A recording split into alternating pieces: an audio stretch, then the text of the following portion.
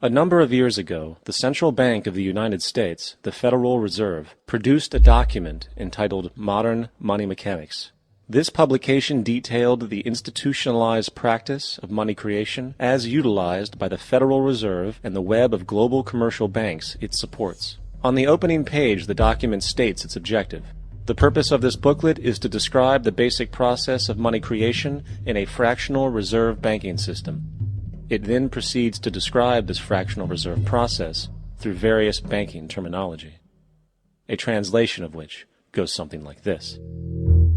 The United States government decides it needs some money, so it calls up the Federal Reserve and requests, say, $10 billion. The Fed replies, saying, sure, we'll buy $10 billion in government bonds from you.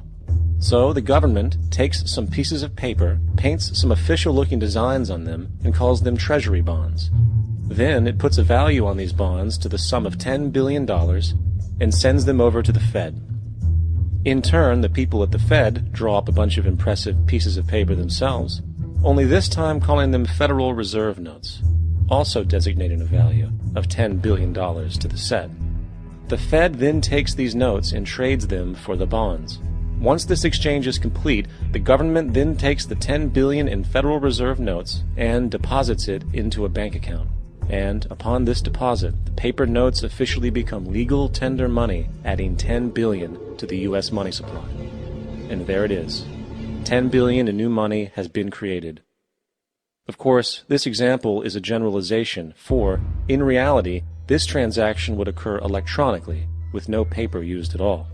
In fact, only 3% of the U.S. money supply exists in physical currency. The other 97% essentially exists in computers alone. Now, government bonds are, by design, instruments of debt. And when the Fed purchases these bonds, with money it essentially created out of thin air, the government is actually promising to pay back that money to the Fed. In other words, the money was created out of debt. This mind-numbing paradox of how money or value can be created out of debt or a liability will become more clear as we further this exercise. So, the exchange has been made and now $10 billion sits in a commercial bank account. Here's where it gets really interesting. For as based on the fractional reserve practice, that $10 billion deposit instantly becomes part of the bank's reserves, just as all deposits do. And regarding reserve requirements, as stated in Modern Money Mechanics, a bank must maintain legally required reserves equal to a prescribed percentage of its deposits. It then quantifies this by stating, under current regulations, the reserve requirement against most transaction accounts is 10%.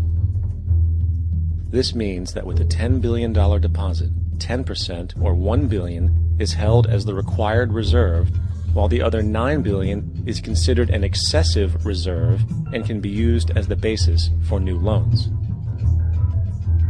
Now, it is logical to assume that this $9 billion is literally coming out of the existing $10 billion deposit.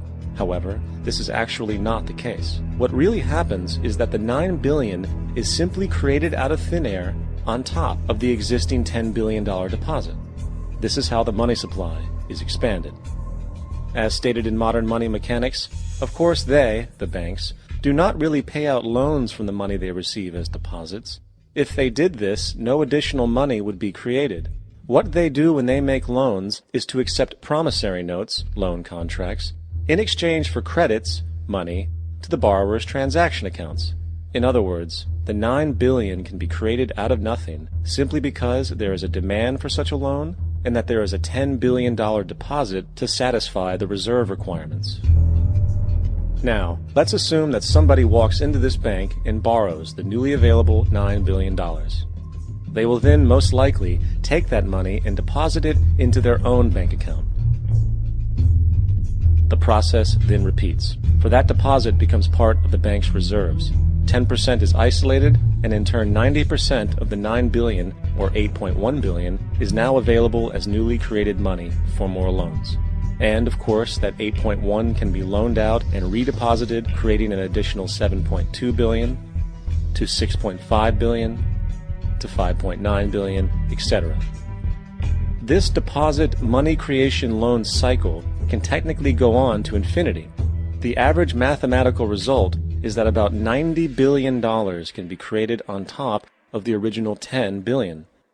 In other words, for every deposit that ever occurs in the banking system, about 9 times that amount can be created out of thin air.